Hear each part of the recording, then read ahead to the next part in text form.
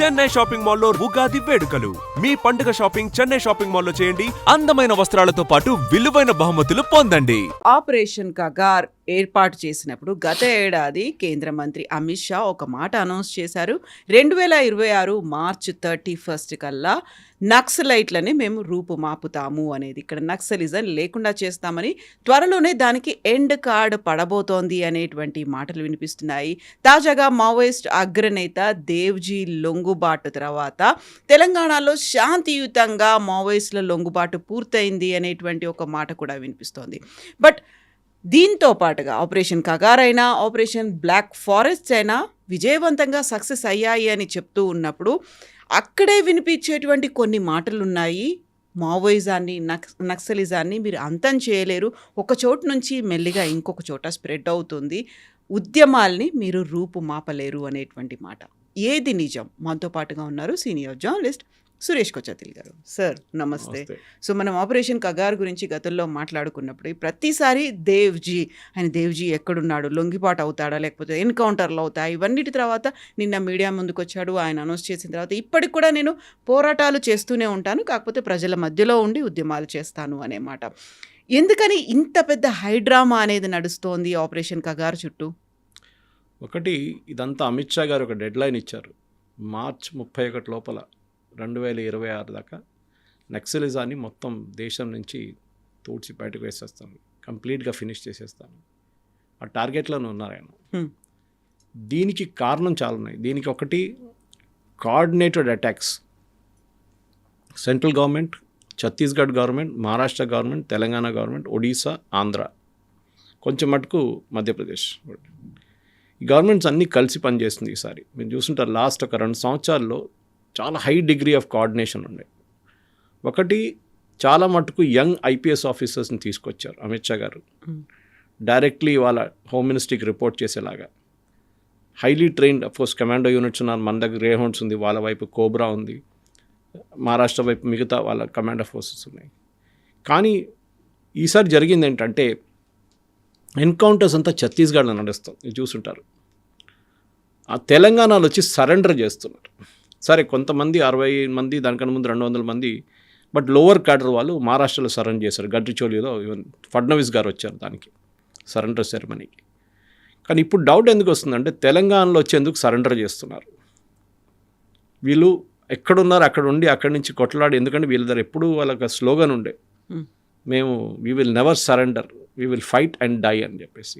కానీ ఇప్పుడు సడన్గా స్ట్రాటజీ మారిపోయింది, ఎందుకు అర్థం కావట్లేదు. పాలిటిక్స్కి వచ్చేస్తున్నారు అని డౌట్ ఉంది ఇప్పుడు.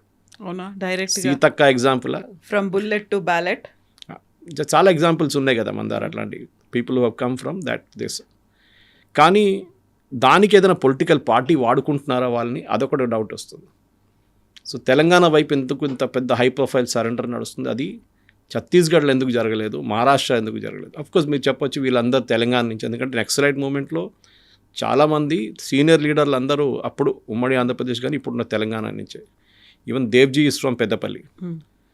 అట్లాంటి పరిస్థితుల్లో నక్సలైట్ మూమెంట్ ఫ్యూచర్ ఏంటి అనేది క్వశ్చన్ వస్తుంది. మీరు చెప్పారు వీళ్ళందరూ ప్రజల నడుమిట్లో ఉండి మేము పోరాటం చేస్తాం అంటే, రేపు పోటీ చేస్తారా? ఎలక్షన్లో పోటీ చేస్తారా? మీరు చంపిన 76 మంది సిఆర్పిఎఫ్ వాళ్ళ ఫ్యామిలీలు, as per legal this one, even today ఒక ఎఫ్ఐఆర్ వేస్తే మిమ్మల్ని అరెస్ట్ చేయొచ్చు. ఆ కేసు ఇంకా ఉంది అక్కడ, ఎక్కడికి వెళ్ళలేదు కేసు అది. Today I was speaking to one farmer DGP, ఆయన పేరు తీసుకొని నేను, కానీ farmer DGP of a state, not from Andhra Telangana but Telugu person. ఆయన చెప్పారు నాకు, ఇన్ఫాక్ట్ పొద్దున్న దూరదర్శన్లో ఒక డిబేట్లో కూడా ఈ మాట వచ్చింది, దాట్ ఈ కేసులు ఎక్కడ పోవు. మీరు అనుకుంటారు కేసులు అయిపోయినాయని, కాదు, అక్కడ వాళ్ళ families are demanding a closure. 76 మంది సిఆర్పిఎఫ్ జవాన్ల వాళ్ళ భార్య వాళ్ళు కానీ పిల్లలు కానీ వాళ్ళు డిమాండ్ చేస్తున్నారు జస్టిస్. వీళ్ళు సరెండర్ చేసి వీళ్ళకి ₹1 కోటి యూనియన్ గవర్నమెంట్ ఇస్తారు, 20 లక్షలు స్టేట్ గవర్నమెంట్ ఇస్తారు, మమ్మల్ని ఎవరు కాపాడుకుంటారని అడుగుతున్నారు. మా ఫ్యామిలీలు కోల్పోతున్నాయి ఎంతోమంది, నాట్ జస్ట్ ఆ సిఆర్పిఎఫ్, దానికన్నా ముందు జరిగింది, దానికన్నా తర్వాత జరిగిన ఎన్కౌంటర్ చాలా మటుకు చనిపోయారు పోలీసు వాళ్ళు. వాళ్ళ ఫ్యామిలీస్ అడుగుతున్నారు, మీరు సరెండర్ మీరు యాక్సెప్ట్ చేస్తున్నారు, పర్ఫెక్ట్, నో ప్రాబ్లం. కానీ సరెండర్ చేసిన తర్వాత వీళ్ళు రీసెటిల్మెంట్ ఎందుకు చేయాలి, వీళ్ళు జైల్లో ఎందుకు ఉండకూడదు? సో ఇక్కడ డైలమా ఇప్పుడు రాబోతుంది చూడండి. నెక్స్ట్ 1 వీక్ 10 డేస్ 1 మంత్లో ఏం జరగబోతుంది. ఎందుకంటే మన వైపు జరిగిన సీనియర్ పోలీస్ ఆఫీసర్స్ హత్యలంతా చాలా మటుకు అంత సీరియస్గా తీసుకోలేదు వీళ్ళు, ఎక్కడ ఎఫ్ఐఆర్ వైపు వెళ్ళలేదు. ఒకటి వ్యాస్ గారి మర్డర్ లాల్ బహదూర్ స్టేడియంలో జరిగింది, ఉమేష్ చంద్ర హత్య జరిగింది. కానీ దానికి వాళ్ళ ఫ్యామిలీ అడగడమో లేకుంటే వాళ్ళ ఫ్యామిలీ జస్టిస్ చేయడం కానీ ఇప్పుడు ఇవాళ పొద్దున్న నుంచి వినబడుతుంది సిఆర్పిఎఫ్ వాళ్ళ ఫ్యామిలీస్ డిమాండ్ చేస్తున్నారు, వీళ్ళని సరెండర్ చేసి మీరు విఐపి లాగా చూసుకుంటున్నారు, వాళ్ళ వైపు ఎందుకు చర్యలు తీసుకుంటలేరు అని. సరే, ఈ నక్సలిజం మూమెంట్ మనకు అందరూ తెలిసిందే, that it started in Telangana. చాలా మట్టుకు ఇక్కడి నుంచే మొదలైంది. నేను చదివింది ఉస్మానియా యూనివర్సిటీలో, స్కూల్లో చదివాను. ఉస్మానియా యూనివర్సిటీ స్కూల్ కూడా ఉంది, మోడల్ హై స్కూల్, అక్కడ చదివాను. ఆ టైంలో it was at its peak Naxalism movement. అప్పుడే పీడిఎస్యు, ఆర్ఎస్యు వీళ్ళందరూ ఉన్నారు నేను కాలేజ్ లెవెల్కి వచ్చినప్పుడు. వాళ్ళు రిక్రూటర్స్, వాళ్ళు technical recruiters for Naxal movement. చాలా మటుకు ఇట్లాంటి నక్సలిజం లీడర్స్, టాప్ లీడర్స్ అంతా తెలంగాణలో ఇంజనీరింగ్ కాలేజ్ చదువుకోవచ్చిన వాళ్ళు. కవిత గారు వాళ్ళ ఫిలాసఫీ మారిపోయింది. మేము పేదోళ్ళ కోసం పోరాడుతున్నాము, ట్రైబల్స్ కోసం పోరాడుతున్నాము, వాళ్ళ రైట్స్ కోసం పోరాడుతున్నాం అని చెప్పిన వాళ్ళు తర్వాత కాంట్రాక్టర్స్తోని కుమ్మక్కై వాళ్ళ దగ్గర డబ్బులు తీసుకొని వాళ్ళు, నేను అలిగేషన్ డైరెక్ట్గా చేయట్లేదు కానీ చాలా సోర్సెస్తో వచ్చినాయి, వాళ్ళ ఫ్యామిలీస్కి ఆ డబ్బులు పంపించి ఓవర్ గ్రౌండ్ ఉన్న వాళ్ళ ఫ్యామిలీకి పంపించి పొలాలు కొనుక్కున్నారు, ఇల్లు కొనుక్కున్నారు అని ఆరోపణలు ఉన్నాయి. అది నిజమో కాదో మనకు తెలియదు కానీ చాలా మటుకు ఈ డబ్బులే మెయిన్ ప్రాబ్లం. దాంతో ఆయుధాలు కొనుక్కున్నారు, ఆయుధాలు డంప్లు అక్కడెక్కడ ఉంటుంది. కొంతమంది ఎన్కౌంటర్ చేసిన తర్వాత డంప్ ఎక్కడ అని తెలియదు. ఇప్పుడు డబ్బులు దాచిపెట్టారు. కొంచెం సెంట్రల్ కమిషన్ కొంచెం డబ్బులు తీసుకుంటారు, లోవర్ లెవెల్ కార్డర్స్కి మిగతా డబ్బులు ఇచ్చేస్తారు. అది వాళ్ళ ప్రొఫెషనలిజం దాంట్లో మెచ్చుకోవాలి. They are running like a proper state. వాళ్ళ లాజిక్ ఏంటంటే నార్త్ ఈస్ట్లో అదే నడుస్తుంది. మీరు కొన్ని ఏరియాస్లో నాగా ఏరియాస్కి అంత వెళ్తే ట్యాక్స్ కలెక్ట్ చేస్తారు వాళ్ళు. స్టేట్ విత్ ఇన్ స్టేట్ అయిపోయింది అది. అక్కడ వస్తున్న బండి మీద టోల్ కలెక్ట్ చేస్తారు వాళ్ళు. సెంట్రల్ గవర్నమెంట్ అనేది సంబంధం లేదు వాళ్ళకి. కానీ వాళ్ళు ఏమంటారంటే మా ఉద్యమం నడిపించాలంటే డబ్బులు కావాలి, డబ్బులు కావాలంటే ఇట్లాంటి పనులు చేయాల్సి వస్తుంది అనమాట. సో నక్సలిజం ఇక్కడ జరిగింది ఏంటంటే ఐ థింక్ 2-3 మెయిన్ రీజన్. ఒకటి సోను సరెండర్ ఒకటి ఉండే, that was a turning point. ఎందుకంటే స్ట్రాటజిక్ లెవెల్లో మీరు అక్కడ ఏం నడుస్తుంది అనేది, సెంట్రల్ కమిటీలో పాలిట్ బ్యూరోలో ఏం నడుస్తుంది చాలా మటుకు గవర్నమెంట్కి, పోలీస్కి అక్కడి నుంచి చాలా మటుకు క్లారిటీ వచ్చింది. దాని తర్వాత చూడండి మిగతా అందరూ సరెండర్ చేసుకుంటూ వస్తున్నారు. వీళ్ళందరూ సోను సరెండర్ చేసిన టైంలో ఆయన్ని మీరు వ్యతిరేకంగా చాలా మటుకు ఆరోపణలు చేశారు, మీరు అమ్ముడు పోయారు అది ఇది అని చెప్పేసి. కానీ స్ట్రాటజిక్గా మిస్టేక్ ఎక్కడో జరిగింది మిలిటరీ టర్మ్స్లో. అది గెరిలా వార్ఫేర్ నుంచి ఒక మొబైల్ వార్ఫేర్కి వచ్చిన తప్పు అని చెప్తున్నారు ఇప్పుడు. దాని గురించి కొంచెం మీడియా రిపోర్ట్స్ కూడా వచ్చినాయి. ఏంటి గెరిలా వార్ఫేర్? మనకందరూ తెలిసే మావో చెప్పారు ఒక టైంలో, power flows in the barrel of the gun. కానీ దానికి ఇంకో స్టేట్మెంట్ కూడా ఉంది దాని తర్వాత, ఆ గన్ కంట్రోల్ చేసేది గవర్నమెంట్ ఉండాలని చెప్పి అదొకటి ఉంటుంది. ఎవరి చేతిలో పడితే వాళ్ళ చేతిలో ఉండొద్దు అని చెప్పి. సో నక్సలిజం అనేది ఒక మన ఇప్పుడు గెరిలా వార్ఫేర్ తీసుకుంటే బెస్ట్ ఎగ్జాంపుల్ ఇస్ వియట్నాం. ఎంత పెద్ద ఒక యుఎస్ ఆర్మీని చిన్న వణికించిందంట. అండ్ అది ఇట్ వాజ్ అమేజింగ్ థింగ్, దాంట్లో డౌట్ లేదు దాంట్లో. ఎందుకంటే కమిటెడ్ ఫోర్స్ అంటే వాళ్ళు చేయొచ్చు, వాళ్ళు అట్లాంటి ఏమైనా చేయొచ్చు.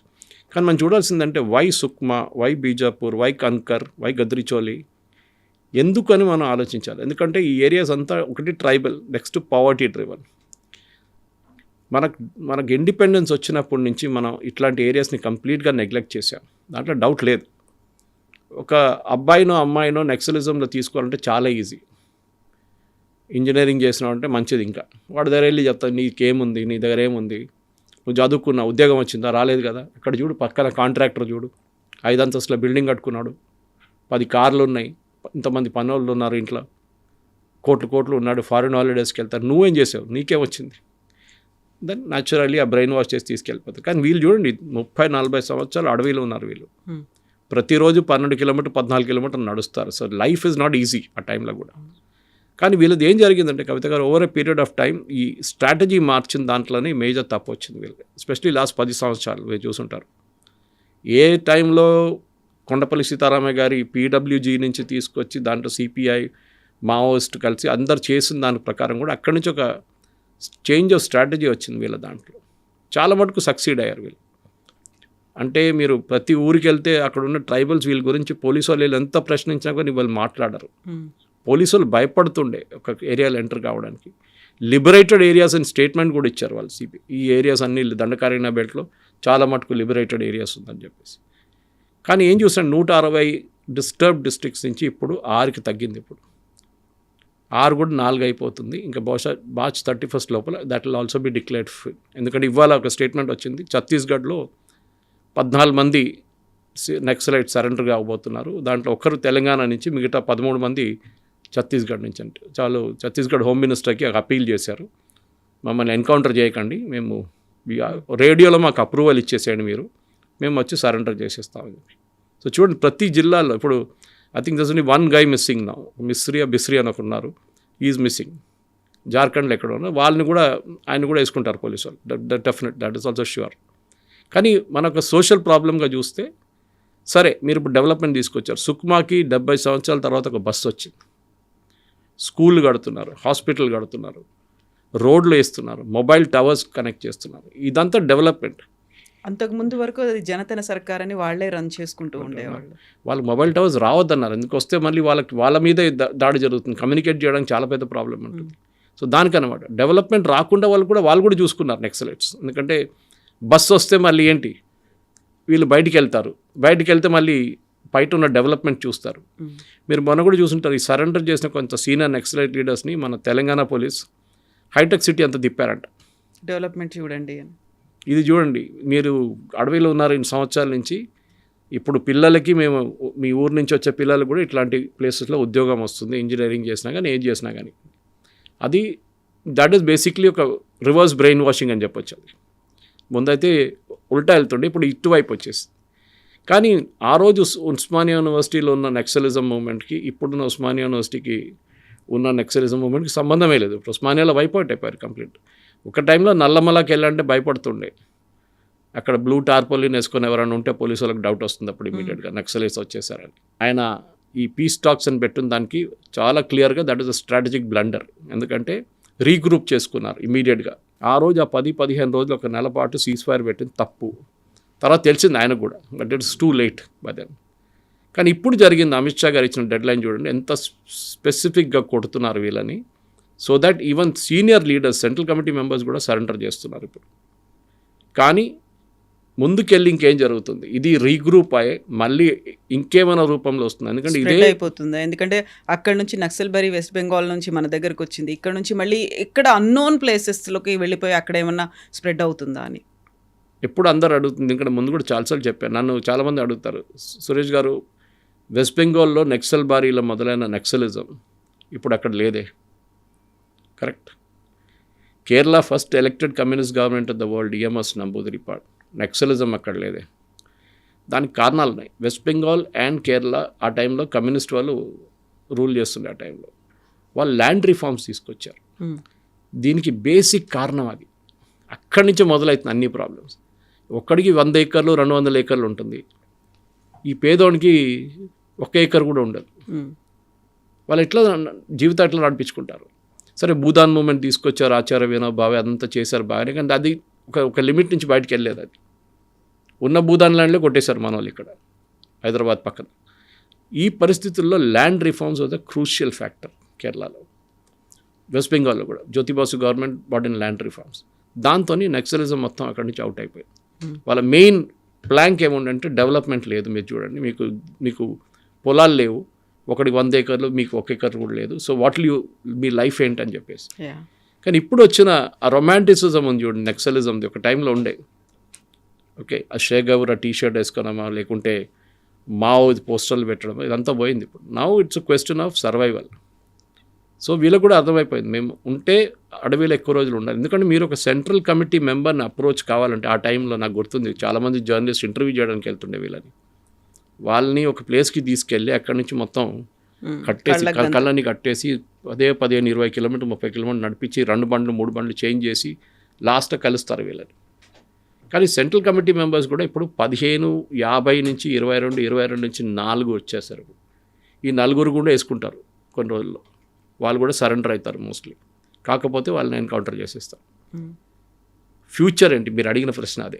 ఎగ్జాక్ట్లీ. ఇప్పుడు సరెండర్ అవుతారు, లేకపోతే ఎన్కౌంటర్ చేస్తారు అంటే బెదిరించి మరి భయపెట్టి, లేదు మీరు సరెండర్ కాకపోతే మీ ప్రాణాలు తీస్తాము అంత డైరెక్ట్గా చెప్పడం. ఇప్పటిదాకా మనకు మానవ హక్కులు, ఇలాంటి పౌర హక్కులు అనేవి ఉన్నాయి కదా, అలా ఎలా చేస్తారు? వాళ్ళు కూడా they are fighting for a reason. వాళ్ళు ఇంతకాలం చేస్తూ వచ్చారు కదా, మీకెందుకు ఇంత రాజ్యం ఇంత అహంకారంతో ఎందుకు చేస్తోంది అనేది? అది 2 పర్స్పెక్టివ్స్ ఉంది కవిత గారు. మనం ఫిలాసాఫికలీ ఆలోచిస్తున్నాం, ఒకటి స్ట్రాటజికలీ ఆలోచిస్తున్నాం. There is a state which is Indian government, ఇక్కడ నక్సలిజం, నడిమిట ప్రజలు. వీళ్ళ కోసం ఏంటంటే వీళ్ళు ఫైట్ చేస్తున్న ఈ ట్రైబల్స్ కోసం, ఒక పోర్షన్ వాళ్ళ కోసం. మీకు సౌకర్యాలు గవర్నమెంట్ కల్పిస్తలేదు, మిమ్మల్ని చూసుకుంటలేరు. అండ్ అక్కడ ఉన్నటువంటి ప్రకృతిని ధ్వంసం చేస్తున్నారు. మీరు డెవలప్మెంట్ మైనింగ్ చేస్తున్నారని. సరే, మన అరకు వైపు ఉండొచ్చు, ఒరిస్సా వైపు ఉండొచ్చు, జార్ఖండ్ వైపు ఉండొచ్చు, మైనింగ్ కరెక్ట్. వాళ్ళు to a certain extent correct. కానీ దాంట్లో సెక్యూరిటీ ఫోర్స్ని చంపడం ఎందుకండి? Because security forces represent the state. మనం మళ్ళీ ఆ సిఆర్పిఎఫ్ ఇన్సిడెంట్ గురించి మాట్లాడుతున్నాం. అదే రోజు చంపిన రోజు నెక్స్ట్ డే జేఎన్యూలో పండుగ చేసుకున్నారు అక్కడున్న నక్సలైట్స్. ఏది 76 మంది చనిపోయిన దాన్ని సెలబ్రేట్ చేసుకున్నారు. పెద్ద చాలా మంది కోపం వచ్చిందని, డెఫినెట్గా కోపం వస్తుంది. తో పోలీస్ వైపు నుంచి చూస్తే వాళ్ళు స్టేట్ని రిప్రజెంట్ చేస్తున్నారు. వాళ్ళకి లా అండ్ ఆర్డర్ని మెయింటైన్ చేయాల్సి వస్తుంది. వాళ్ళ దాంట్లో కూడా సీనియర్, నేను చెప్పాను కదా, వ్యాస్ గారు కానీ ఉమేష్ చంద్ర, వీళ్ళందరూ చనిపోయారు. చాలామంది చనిపోయారు అట్లా, ఎస్పీలు, చాలా మటుకు. ఈవెన్ లీడర్స్, పొలిటికల్ లీడర్స్, మన ఫార్మర్ స్పీకర్ అండ్ యంగ్స్టర్ చంపేశారు ఆయన్ని. అట్లాంటి చాలామంది ఉన్నారు. ఈవెన్ మన మాధవరెడ్డి గారు ఆలమ్న టీము, ఆయన. సో దట్ ఎంటైర్ థింగ్ ఒక స్టేట్ వర్సెస్ నక్సలైట్స్ అని వచ్చేసింది. అది క్లాస్ ఎనిమీ, వీళ్ళ కాన్సెప్ట్ అదే కదా. నేను వాళ్ళ థియరీ క్లాస్కి వెళ్తే ఇదే నేర్పిస్తారు. క్లాస్ ఎనిమీ బూర్జువా, వాని చంపాలి అంతే. So that is represented by security forces. So మన వైపు నుంచి సెక్యూరిటీ ఫోర్సెస్కి ఫ్రీ హ్యాండ్ ఇవ్వలేదు చాలా సంవత్సరాల నుంచి. కంప్లీట్ మధ్యప్రదేశ్ కాంగ్రెస్ పార్టీని వైపౌట్ చేశారు వీళ్ళు, విద్యాచరణ్ శుక్లాతో సహా. అప్పుడు ఎందుకు చేయలేదు కాంగ్రెస్ వాళ్ళు? మన్మోహన్ సింగ్ గవర్నమెంట్లో మన్మోహన్ సింగే చెప్పారు the biggest threat, internal threat is Naxalites. కానీ మీరు ఎందుకు ఏం చేయలేదు ఆ టైంలో? ఎందుకంటే వీళ్ళకి భయం ఉండే. ఒకటి, చేస్తే మా రిప్రజెంటేటివ్స్ మీద దాడి చేస్తారా, మా కాంగ్రెస్ లీడర్ని ఉండనిస్తారా, చాలా కాంట్రవర్సీస్ ఉన్నాయి దాంట్లో. కానీ అమిత్ షా గారు ఒక డిసిషన్ తీసుకున్నారు, as we're going to finish it off once for all. అది వాళ్ళ స్ట్రాటజిక్ డైరెక్షన్ ఉండొచ్చు. బీజేపీకి నక్సలైట్స్కి ఎప్పుడు ఒక రిలేషన్షిప్ లేకుండే. చాలా మటుకు ఇక్కడ కాంగ్రెస్ వాళ్ళు చేసుకున్నారు, కానీ అక్కడ అది లేకుండా సరెండర్ పాలసీ ఉంది ఇప్పుడు కూడా తెలంగాణలో. బీజేపీ వచ్చిన తర్వాత ఈ గివ్ ఎ ఫ్రీ హ్యాండ్. నేను చెప్పినట్లు ఒక యంగ్ ఐపీఎస్ ఆఫీసర్స్ తీసుకొచ్చారు, టార్గెట్ ఇచ్చేశారు, you have to do it, మీకు ఏం కావాలంటే చెప్పండి ఇస్తాను. ఎందుకంటే నక్సలిజంని కొట్టడానికి 2 ఆయుధాలు ఉన్నాయి మెయిన్గా. ఒకటి human intelligence, next technical intelligence. Human intelligence అంటే ఏం లేదు, డబ్బులు విపరీతంగా ఖర్చు పెట్టి అక్కడున్న ఎవరెవరు వీళ్ళతో తోడున్నారో వాళ్ళని కొనుక్కోవడం. ఒకసారి వాళ్ళ దగ్గర నుంచి ఇన్ఫర్మేషన్ వస్తే ఎన్కౌంటర్ చేయడం. ఎన్కౌంటర్ చేయగానే మన వరవరరావు గారు, హరగోపాల్ గారి వాళ్ళు వెళ్తారు, అక్కడ వెళ్ళి ప్రొటెస్ట్ చేస్తారు, హైకోర్టుకి వెళ్తారు, పోస్ట్మార్టం చేయించమంటారు. ఒక వారం తర్వాత అందరు మర్చిపోతారు. ఇదే ఒక సైకిల్ రిపీట్ అవుతుంది. కానీ ఈ సైకిల్ ఎక్కడో ఒక ప్లేస్లో బ్రేక్ చేయాలంటే ఆ తప్పు జరిగింది సెంట్రల్ మిలిటరీ కమిషన్ది, shifting from guerrilla warfare to open warfare. Open వార్ఫేర్లో న్యాచురల్లీ మీరు ఎక్స్పోజ్ అయిపోతారు, న్యాచురలీగా. అన్లెస్ మీరు థిక్ అని అడవి లోపల ఉంటేనే మీకు అడ్వాంటేజ్ ఉంటుంది. కానీ మీరు ఒక రోడ్ పక్కన ఉన్న దాని నుంచి మీరు ఫైరింగ్ చేస్తారు, అదే జరుగుతుంది కదా మోస్ట్లీ. మైండ్ బ్లాస్ట్ చేసిన తర్వాత ఫైరింగ్ ఉంటుంది. కానీ ఆ స్ట్రాటజీ తీసుకొచ్చిన తప్పని వీళ్ళ పాలిట్ బ్యూరో అడ్మిట్ చేశారు. మళ్ళీ 2024లో మేము తిరిగి గరిలాకి అనగానే ఇట్స్ టూ లేట్, అయిపోయింది, ఫినిష్, మ్యాటర్ ఎండ్స్. సెకండ్ ఏంటంటే కవిత గారు, గ్రౌండ్ లెవెల్ రిక్రూట్మెంట్ లేదు.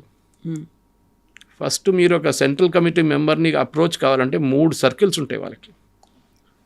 ఒక సర్కిల్ బాడీ గార్డ్స్, దాని తర్వాత అవుటర్ లేయర్, అవుటర్ డిఫెన్స్, అక్కడి నుంచి 2 కిలోమీటర్ల దూరం వెళ్తే నెక్స్ట్ 1, దాని తర్వాత నెక్స్ట్ 1. కానీ ఇప్పుడు ఈ లాస్ట్కి లేదు, నడిమిట్లో కూడా లేదు. ఇప్పుడు చూడు, మనం సరెండర్ చేసిన 24 మందితో సరెండర్ చేస్తున్నారు, విచ్ ఇస్ నథింగ్. అంత సీనియర్ లెవెల్లో ఉన్న మనుషులు ఎక్కడ పోయారు వీళ్ళందరూ? చాలామంది సరెండర్ చేశారు. మీరు చూడండి, బస్తర్ వైపు కానీ గద్దిర్చోలి వైపు 600 మంది సరెండర్ చేశారు. వీళ్ళందరూ లోవర్ లెవెల్ కార్డర్స్, ట్రైబల్ ఏరియా నుంచి ట్రైబల్స్ని తీసుకుంటారు వీళ్ళు. వాళ్ళకి మోటివేషన్ లేదు, ఇప్పుడు డబ్బులు రావట్లేదు, వాళ్ళ బతుకు డేంజర్, వాళ్ళు చూస్తున్నారు ఎన్కౌంటర్ చనిపోతే మాకేమొస్తుందని. డబ్బులు రావట్లేదు అనుకున్నప్పుడు ఇప్పుడు దేవ్జీ కంటే ముందు సరెండర్ అయినటువంటి టాప్ లీడర్స్ చెప్పిన మాట, కిలోల కొద్దీ మేము బంగారం వాళ్ళకే ఇచ్చేసాము, ఆ తర్వాత కోట్ల డబ్బు కూడా ఉంది, వాటిని రిటర్న్ చేసే మేము సరెండర్ అవడానికి వచ్చామని. అంత డబ్బు అంత బంగారం ఇప్పుడైతే వాళ్ళతో పాటుగా వస్తున్నప్పుడు వాళ్ళ టీంను తీసుకొస్తున్నారు, కొన్ని మారణాయుధాలని పట్టుకొస్తున్నారు. దెన్ వాట్ అబౌట్ ఆ డంపింగ్ అవన్నీ ఏం చేస్తారు, ఎక్కడ ఉంటాయి? Big question. ఎందుకంటే చాలా మటుకు ఆరోపణలు ఎక్కడి నుంచి వచ్చింది చెప్పాను చూడండి. నేను ఈ మిస్యూజ్ ఆఫ్ మనీ గురించి కూడా వీళ్ళ నడిమిట్లో ఒక పెద్ద ప్రాబ్లం ఉండే. ఎందుకంటే వీళ్ళకు ఒక డిసిప్లిన్ ఉంది, మీరు ఏదైనా మెచ్చుకోవాలి, డిసిప్లిన్ ఉంది వాళ్ళ దాంట్లో. సో డిసిప్లిన్ని వైలేట్ చేసినప్పుడే ప్రాబ్లమ్స్ అంతా వస్తుంది. In fact I think Sonu surrender చేసినప్పుడు వెపన్స్ అక్కడ పెట్టేసి వెళ్ళిపోమని చెప్పారు. Don't take the weapons with you అని చెప్పారు సరెండర్ టైంలో. యూజువల్లీ వీళ్ళు వెపన్స్తోనే సరెండర్ చేస్తారు. కానీ ఇప్పుడు జరిగిన సరెండర్లు చూడండి, చాలా మటుకు లోవర్ లెవెల్ క్యాడర్స్ దగ్గర వెపన్స్ ఉంటుంది, వాళ్ళ దగ్గర senior committee, central committee members weapons carry చేయరు యూజువల్లీ. కానీ మీరు అడిగిన ప్రశ్నకి ఆ బంగారం ఎక్కడ పోయిందంటే ఇప్పుడు కూడా $1 బిలియన్ క్వశ్చన్. డంప్స్ ఎక్కడ ఉంది అది తెలియదు ఇప్పుడు. చాలా మటుకు డంప్స్ ఎన్కౌంటర్ అయిన తర్వాత ఎన్కౌంటర్ అయిన మనిషికి వానితో వెళ్ళిపోయింది అనమాట డంప్స్ అంతా. వాళ్ళ నాలెడ్జ్లో ఉండే ఎక్కడ ఉందని. వీళ్ళు ఎప్పుడూ ఒకరికొకరికి కనెక్షన్ మెయింటైన్ చేసుకోరు, చాలా క్లియర్ అది. ఎందుకంటే దాన్ని ఒకరిని పట్టుకుంటే నెక్స్ట్ పొజిషన్ ఎక్కడ తెలుస్తుంది ఈజీగా. వాని naturally third degree method use చేస్తే చెప్పేస్తాడు ఎక్కడ ఉందనేది. కానీ ఇప్పుడు మీరు అడిగిన ప్రశ్నకి ఎస్, అదొక పెద్ద ప్రశ్న. నెక్స్ట్ మళ్ళీ ఇది రాకుండా చూసడానికి అది ఇంకా పెద్ద ఒక ఛాలెంజ్ కవిత. ఎందుకంటే ఇంకా కొత్త రూపంలో తయారై వస్తుంది అది. And that is going to be a big question. గవర్నమెంట్కి డెవలప్మెంట్ ఎస్, మైనింగ్ రెస్పాన్సిబుల్ మైనింగ్ చేయాలి, ఇర్రెస్పాన్సిబుల్ మైనింగ్ కాదు. అరకు వైపు కానివ్వండి, ఇటు ఒరిస్సాల కాలంది అటువైపు, ఛత్తీస్గఢ్లో కూడా ఉంది చాలా మటుకు. Mining should be very responsible mining. ఎందుకంటే అక్కడే ఈ ప్రాబ్లం అంతా స్టార్ట్ అవుతుంది మళ్ళీ కొత్తగా. ఎందుకంటే పాత సిస్టంలో మీకు కాకతీయ యూనివర్సిటీ కానీ ఉస్మానియా యూనివర్సిటీ నుంచి ఫీడర్స్ ఉండే, మీకు రెగ్యులర్ రిక్రూట్మెంట్ ఉండే. ఇప్పుడు ఆ రిక్రూట్మెంట్ మొత్తం ఆగిపోయింది. నాకు ఇప్పుడు కూడా గుర్తుంది, చదువుకున్న టైంలో ఒకరోజు రామ్నగర్ దగ్గర మా జమోస్మానియా ఇల్లు, అక్కడి నుంచి రామ్నగర్ దగ్గర నిలబడి మాట్లాడుతున్నాం మా ఫ్రెండ్స్ అందరూ. ఒక సండే రోజు సడన్గా ఒక పోలీస్ వ్యాన్ వచ్చింది, అన్మార్క్డ్ వ్యాన్. ఒక 5 మంది దిగారు ప్లెయిన్ క్లోత్స్ వల్ల, ఒక ఫ్లాట్కి పైకి వెళ్ళారు, 5 పిల్లల్ని పట్టుకొచ్చారు కిందకి. మేము చూస్తూనే ఉన్నాం. ఏం జరిగిందంటే మాకు కూడా surprise, with in matter of seconds ఇదంతా జరిగింది. తర్వాత తెలిసిందంటే దేవర్ కొరియర్స్. వీళ్ళు ఏం చేస్తారు, కాలేజ్ పిల్లల్ని వాడుకుంటారు నక్సలైట్స్. వీళ్ళు ఎక్కడి నుంచి మెసేజ్ ఇంకో ప్లేస్కి పంపించడానికి న్యాచురల్లీ వాళ్ళని వాడుకుంటారు. ఆ చైన్ మీరు బ్రేక్ చేశారనుకోండి, then you will get to know who is where అనేది. అది ఉండేది, అది కూడా పోయిన తర్వాత. సో వీళ్ళది ఏంటంటే గ్రౌండ్ లెవెల్ నుంచి మొత్తం సపోర్ట్ పోయింది వీళ్ళది. ఇంకోటి ఈ సెక్యూరిటీ ఫోర్స్ని చెప్పడం, ఈవెన్ ట్రైబల్స్ని చెప్పారు చాలామంది చంపారు. లాజిక్ ఏంటంటే వాళ్ళు పోలీస్ ఇన్ఫార్మర్స్ అయిపోయారు, అది ఇదని చెప్పి వాళ్ళని చంపారు. కొంతమందిని ఇవాళ డీజీపీ గారు చెప్పారు నాకు, ఉరి తీశారు చంపకుండా. ఐసిస్ ఎట్లా ఆడుకున్నారు, ఈవెన్ సెక్యూరిటీ ఫోర్సెస్ మన సిఆర్పిఎఫ్ వాళ్ళు చంపిన తర్వాత తల కట్ చేసి ఫుట్బాల్ ఆడుకున్నారంట వీళ్ళు. ఆలోచించండి, అంత దారుణమైన పరిస్థితి ఉండే అక్కడ. సో న్యాచురల్లీ సెక్యూరిటీ ఫోర్సెస్ కూడా వాళ్ళ కోపం ఉంటుంది, చేతిలో దొరికితే వీళ్ళని ఫినిష్ చేసేసారు. అది నక్సలైట్స్ తెలుసు, పోలీసు వాళ్ళకి తెలుసు. వీళ్ళ చేతిలో వాళ్ళు దొరికితే ఫినిష్, వాళ్ళ చేతిలో వీళ్ళు దొరికితే ఫినిష్ అన్నమాట. కానీ ఇప్పుడు గ్రౌండ్ లెవెల్ నుంచి మొత్తం సపోర్ట్ పోయింది, వాళ్ళ పర్సనల్ బాడీ గార్డ్స్ కూడా తగ్గిపోయారు. There is no other way. And next is మన పోలీస్ ఫోర్సెస్ కూడా మెచ్చుకోవాలి. ఒకటి నెగోషియేటింగ్ అని చెప్పి చాలా స్పెషలైజ్ స్కిల్ అది. మీరు డైరెక్ట్గా మాట్లాడితే పెద్ద ప్రాబ్లం అవుతుంది. రేపు పోలీసు వాళ్ళు మాట్లాడుతున్నారు నక్సలైట్స్ వాళ్ళు, ఇండైరెక్ట్గా మాట్లాడాల్సి వస్తుంది థర్డ్ పార్టీతో. మాట్లాడి సరెండర్ చేయడానికి నెగోషియేట్ చేయాలి. అది ఎప్పుడు బయట చెప్పారు. It is the kind of trade secret. అంత అయిన తర్వాత ప్రెస్ కాన్ఫరెన్స్ అనౌన్స్ చేసిన తర్వాతనే వీళ్ళు మీడియా ముందు తీసుకొస్తారు. ఫస్ట్ 2-3 రోజులు డీబ్రీఫింగ్ ఉంటుంది. ఐబీ వాళ్ళు ఉంటారు, ఐబీ వాళ్ళు ఇంటర్వ్యూ చేస్తారు, ఎక్కడ ఏంటి ఎంతమంది ఉన్నారు మొత్తం డీటెయిల్స్ కంప్లీట్గా అడిగిన తర్వాతనే, డీబ్రీఫింగ్ అయిన తర్వాతనే వీళ్ళని మీడియా ముందు తీసుకొస్తారు. అక్కడ కూడా ఎక్కువ ప్రశ్నలు అడగడానికి ఆపర్చునిటీ ఉండదు, అంతే న్యాచురల్లీ అంతే. కానీ ఇప్పుడు జరిగిన ఈ మార్పుల్లో అమిత్ షా గారు విల్ క్లెయిమ్ అ విక్టరీ, అంటే డౌట్ లేదు. As proved that central government, state government కలిసి పనిచేస్తే నక్సల్ మూమెంట్ అనే మూమెంట్ని ఆపొచ్చు అని ఒక క్లాసిక్ ఎగ్జాంపుల్ అది. దీనికన్నా ముందున్న గవర్నమెంట్స్ ఎందుకు చేయలేదు అనేది, అది రమణ్ సింగ్ గవర్నమెంట్ ఛత్తీస్గఢ్లో ఉండొచ్చు, అప్పుడు బీజేపీ, దాని తర్వాత భూపేష్ బఘెల్ గవర్నమెంట్ కాంగ్రెస్ది, ఇప్పుడున్న గవర్నమెంట్, ముగ్గురు పనిచేశారు. కానీ భూపేష్ బఘెల్ గవర్నమెంట్ కొంచెం వీక్ అయిపోయారు నడిమిట్లో, అక్కడే ప్రాబ్లం వచ్చింది. ఒరిస్సా వైపు బీజేడీ నుంచి బీజేపీ గవర్నమెంట్ మూవ్ అయినప్పుడు మళ్ళీ మొదలైంది అక్కడి నుంచి pressure. Madhya Pradesh anyway was BJP తరఫు ఉండే, అటువైపు ఫడ్నవీస్. ఇప్పుడున్న పరిస్థితుల్లో డెవలప్మెంట్ అనేది గవర్నమెంట్ ఆన్ గ్రౌండ్ చూపియాల్సి వస్తుంది. They have to show visible improvement. Adivasi పిల్లలు నాకు ఇప్పుడు కూడా గుర్తుంది, మేము ఇక్కడ నల్లమల వైపు క్యాంపులు చేస్తున్నప్పుడు, మెడికల్ క్యాంపులు అని చేస్తున్నప్పుడు అక్కడ ఉన్న ట్రైబల్స్, మన చెంచు ట్రైబల్స్, వాళ్ళు ఆర్చరీలో ఎక్స్పర్ట్స్, వాళ్ళు చాలా బాగుంటుంది. సో ఈ ఆర్చరీ ఫౌండేషన్ ఆఫ్ తెలంగాణ ఏం చేశారంటే, అప్పుడు ఉమ్మడి ఆంధ్రప్రదేశ్ ఉండే తెలంగాణ ఫౌండేషన్, తెలంగాణ వాళ్ళు వీళ్ళ కోసం కాంపిటీషన్ ఆర్గనైజ్ చేశారు ఈ మెడికల్ క్యాంప్తో సహా.